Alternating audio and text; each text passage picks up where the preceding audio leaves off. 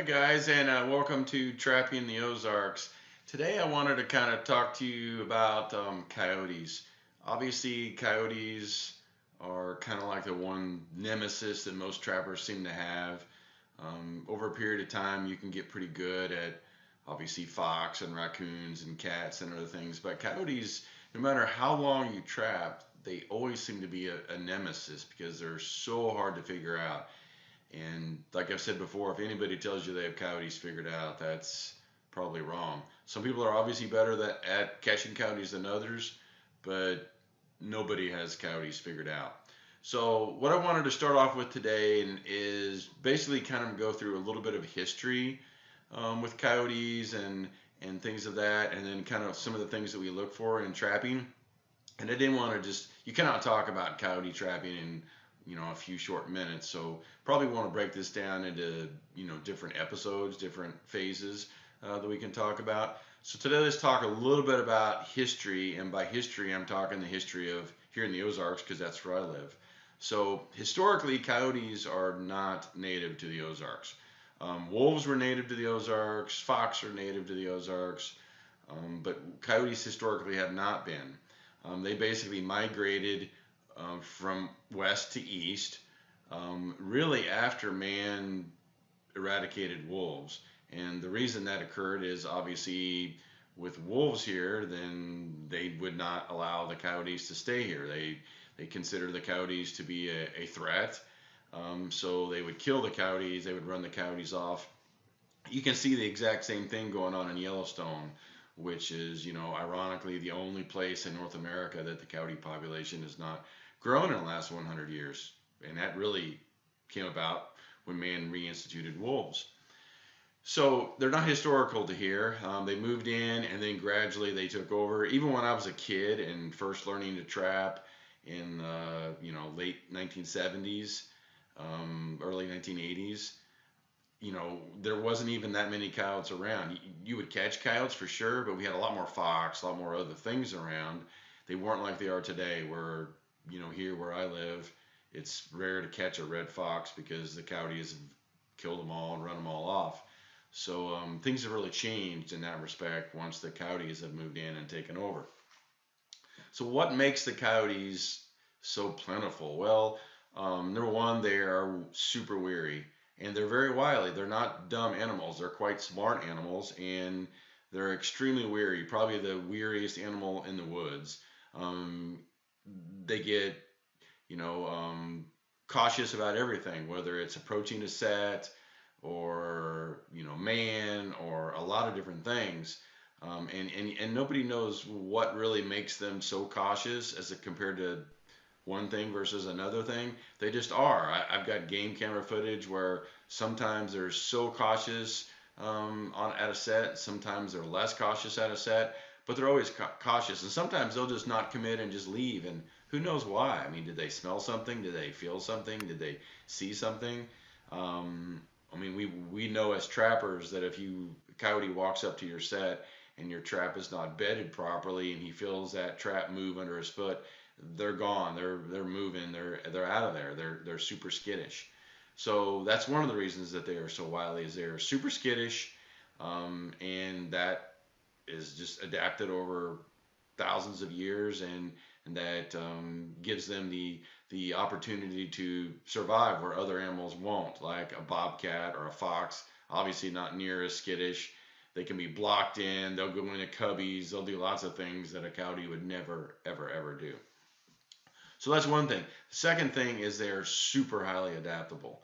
Coyotes live in the desert. They live in the mountains. They live in crops lands. They live in pasture and farmlands. They live in the cities. They live in Los Angeles. They live in Toronto. They live in New York. They live everywhere. But what makes them be able to live in all these different environments? Well, one thing is what they eat. Coyotes are more adaptable than the other predators because they eat everything. They'll eat insects, they'll eat frogs, they'll eat lizards, they'll eat fish, they'll eat fruit, they'll eat berries, they'll eat rabbits, moles, um, chipmunks, squirrels, birds, turkeys, deer, sheep, goats, calves, dogs, cats. They basically eat everything. And really no other predator can you look at that in the same way. A fox isn't going to do that. A bobcat's not going to do that. They're much more specified as to what their diet is. So that, of course, makes them highly adaptable because they can live anywhere. They live in a place that there's lots of rabbits and they're eating rabbits. They live in the desert and there's not so much to eat, then they eat, grasshoppers and lizards and frogs and whatever. They live in an area where there's lots of sheep and goats around, then unfortunately they start helping themselves to that. They live in Los Angeles County, and what do they eat? They eat people's dogs and cats or trash. They're very, very adaptable. So that is something else. Plus, coyotes can change their range. If food is plentiful, they have good cover. A coyote's range may be 4 or 5 miles, or maybe 25 miles. If they have to travel a long distance for food and for shelter, then that's what they're going to do.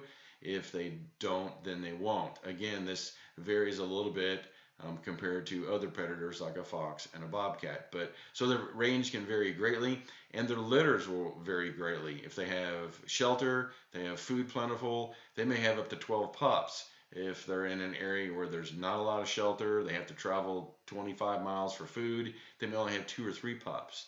So, or it's a very compressed population, they may have less litters as well. So that makes them, again, highly adaptable. Hunters come in, trappers come in, and maybe they decrease the coyote population. Well, the coyotes just increase their litter size, and then that basically sends the population right back up for the next year. So consequently, sometimes we don't really have that much of effect over 1 or 2 years. It's got to be a long term to keep them under control, and I'm not sure that trapping or hunting really lessens the population at all. Um, Family groups, again, they can have large litters or small litters, and they will vary accordingly. Coyotes will travel in packs a lot of times, or loosely associated packs mainly. Um, and maybe that's a family group, or maybe it's just an association of maybe groups that have not been able to find a pack, so it's less family groups. Maybe it's a group of associates that could not stay with their family pack for whatever reason, and they all join up and find a loose group. And sometimes coyotes will be solitary. In my trail camera experience, you'll see sometimes solitary coyotes, but usually you'll see smaller little groups. Not necessarily like wolves where they're a tight knit patch, but more loosely associated groups of maybe 2 or 3 or sometimes 4. Sometimes single solitary coyotes. And that is why I think one of the big reasons that I'm a big believer in, if you're trapping in an area and it's good for one trap, it's probably good for two, because then you'll pick up those family associated groups sometimes. So with that being said, on a history of coyotes, what does that tell us about locations? Well, coyotes are everywhere, as we already talked about. They're in every different place, but their populations are different depending on the territory and the food source. So where I live, of course, in the Ozarks, we have some croplands, but not a lot because the ground is too hard and it's too rocky and it's a lot of clay and stuff. So we don't have a lot of crops. We have more food plots that people will put in for deer and stuff like that. And on the northern edge of the Ozarks, you might have some more crops, but it's not like northern Missouri or Iowa or Kansas or Nebraska or Illinois where you got large crop fields. We do have a lot of pasture and cattle here. So you'll have the mountains, you'll have the hills, and you'll have rolling hills with pasture land and grass and stuff with cattle. And then we have a mixture of big timber, big forest, big mountainy areas, as a lot of the area is Mark Twain National Forest. So that's probably the two big things is big timber and pasture land. Can you catch coyotes in big timber? For sure. Can you catch coyotes in pasture land? For sure. But just like in big timber, the populations are going to be lower because there's not a lot for them to eat in just big timber. Think about it. There's not a lot of rabbits in big timber. There's maybe a few turkeys and maybe a few deer, but not huge populations. There's not a lot of chipmunks or mice or rats or whatever. A few, but not a lot. Just like there's not a big numbers in big open fields where there's nothing else out there. If you got a 25-acre field of corn and once it's been processed, there's nothing else out there in the middle of that field. So in the edges have always been the spots where you're going to find the prey animals, the rabbits, the moles, the rats, the chipmunks, things like that that those animals are going to go after. So that's the areas you really want to concentrate in. Not the big open fields, not the big timber. You can catch animals in big timber, on like on Forest Service roads and things like that, but you're not going to catch big numbers. So will I sometimes put traps in Forest Service roads? For sure, especially where you got 2 or 3 roads that come together and things of that nature. But you're still not going to catch that 100 coyotes a year trapping nothing but big timber. You might catch 30, you might catch 40, but you're not going to catch 100. So where are the hot spots in my area? Where the hot spots in my area are going to be those edges. And by edges, I mean the edges between where you have pasture land, maybe you have cattle land, you have some food plots, and the big timber. Those areas right on the edges between big timber, where you've got cover and places for the animals to bed and to raise pups and do those things.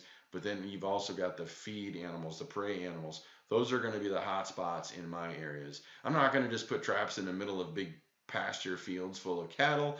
And I'm not going to put a bunch of traps in just big timber. I'm going to concentrate on those edges areas where you're going to have the prey animals. So those are the keys. I think where people can get confused is, well, what actually is an edge area? So, for example, here's some video that I shot of a food plot area. This is like a small alfalfa field. It's been bush hogged down by the farmer, and it's probably a 1.5 to 2 acre field, not a very big field.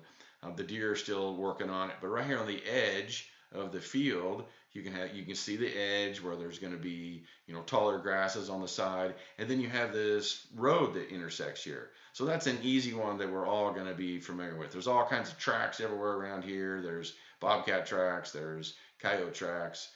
So you have the edge of the field between the mowed field and the taller area and a road.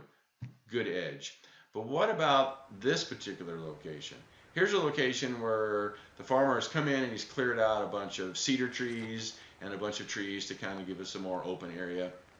And now he's planting some food plot stuff, mainly for deer. He's planting winter wheat and some radishes and some turnips and things like that in here.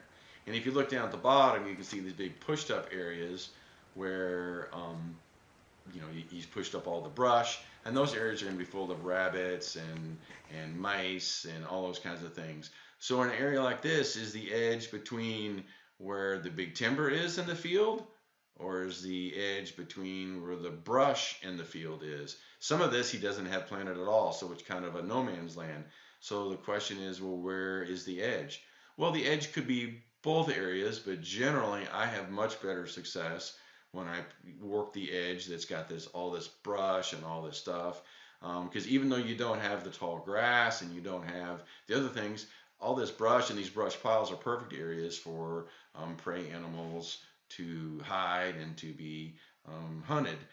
Whereas if you hunt the edge where the big timber is and where the winter wheat is, there's not much of that area that's going to be conducive for prey animals. So you might have an edge in both places, but one edge is significantly better than the other edge. So sometimes you have to look for the edge that maybe is not the farm road that we thought, but maybe it's something a little bit different.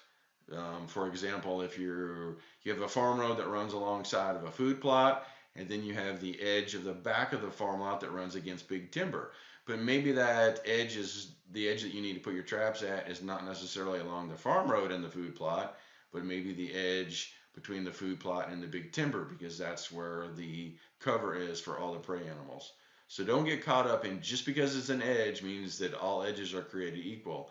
Different edges have different options for prey animals, and if you're going to have prey animals, then you're going to have the predator animals. So be familiar with that. So with that being said, make sure you subscribe. Let me know what do you have. What do you like to do on edges and intersections of roads, and what's been successful for you and what's not been successful for you? Comment below, and where we're going to go on next time is we're going to continue this coyote trapping a little bit further and talk to you about our micro locations when we do find these edges and these road intersections, and kind of where we put in our traps and kind of what sets we like to use. So talk to you soon, and good luck out there.